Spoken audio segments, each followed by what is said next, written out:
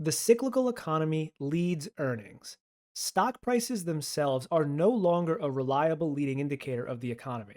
In this video, we'll provide empirical evidence behind how the cyclical economy leads company earnings, which leads stock prices.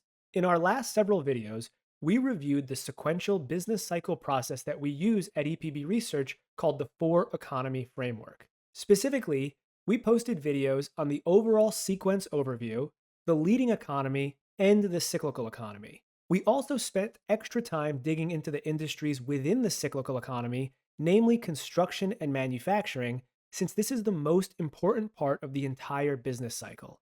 The cycle lives and dies by the cyclical economy. We have not yet moved on to a detailed analysis of the aggregate economy, the part that actually defines recessions and expansions, because we need to further address the importance of the cyclical economy on asset allocation or business investment decisions. This chart shows the aggregate economy index with red dots to mark the absolute peak and absolute trough in the index. The peaks and troughs of the aggregate economy index line up exactly with the start date and end date of recessions. For this reason, if you only focus on aggregate economy indicators like non-farm payrolls or personal consumption, it's impossible to be ahead of the cycle. You can only tell peaks in hindsight. Similarly, this is what gives many investors the idea that stocks lead the economy. They see stocks peak a few months before recessions on average, and therefore conclude that stocks lead the aggregate economy. And this is true. However, stocks don't lead the cyclical economy, which is the most important part of the sequence. Monetary policy tightens, which triggers a decline in the cyclical economy.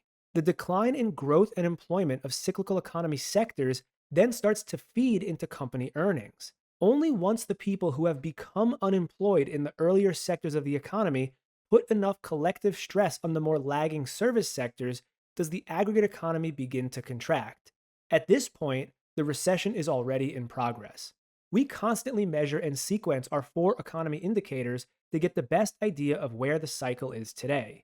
The cyclical economy, as this chart highlights, peaked in January 2023 and currently sits today at the same level as late 2021. These are important dates to remember in context of asset performance.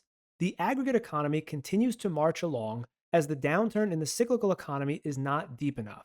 There are many different assets in the investable universe, from real estate to stocks. But even within real estate or within the stock market, a further spectrum emerges, from residential apartment buildings to shopping malls, and from small caps to large caps. Every asset moves at a slightly different part of the sequence. Some assets are highly economically sensitive and move very close to the cyclical economy. For example, the Green Street Property Price Index highlights that commercial real estate has been down since April 2022, similar to the cyclical economy. And it's not just office buildings. All the subsectors, including apartments, are down nearly 20% from peak values in 2022. Small cap stocks, like the Russell 2000, track the cyclical economy closely as well, offering no gains since early 2022. Emerging markets are another highly cyclical investment, down since 2021-2022 as well. The 2-year Treasury rate, which seeks to forecast the Fed funds rate, is down with the same contours and the same rolling peak as the cyclical economy. Blue chip stocks, however, like the S&P 500, track the aggregate economy much more closely as the major companies are services-based, monopoly-like in nature, and are not highly interest rate sensitive. It takes an aggregate economy downturn or a recession to cause significant and lasting declines in blue chip assets. By synthesizing these sequential trends, the framework provides a repeatable, consistent, and structured way to approach the economic environment and resulting investment decisions. While no single indicator tells the full story, creating buckets of indicators that all move at the same time in the overall sequence creates a more robust way to analyze the economy. So, how did the cyclical economy perform relative to earnings in past recessions? In the last three business cycle recessions of 1990, 2001, and 2008, the cyclical economy peaked and declined in advance of S&P 500 earnings. In the 2008 example, the lead time was significant, so it's just not accurate to say that stocks lead the economy. It's conclusive that several critical sectors of the economy always move first, and it's this stress that causes the decline in earnings, stock prices, and broader economic pressure. Every investment is different, and nuance is required.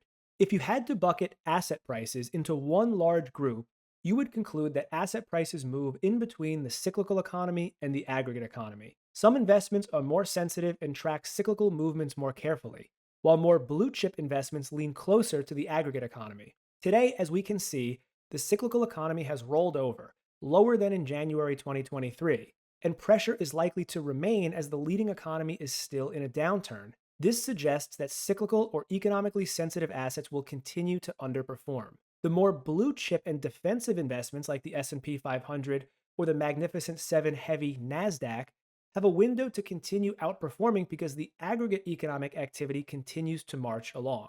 If you found this video valuable and you'd like to learn more about our full research offering and platform, you can visit EPB Research by using the link in the description box below. And be sure to subscribe to this channel for more videos on how to stay ahead of the business cycle. Thank you for watching, and I'll see you in the next video.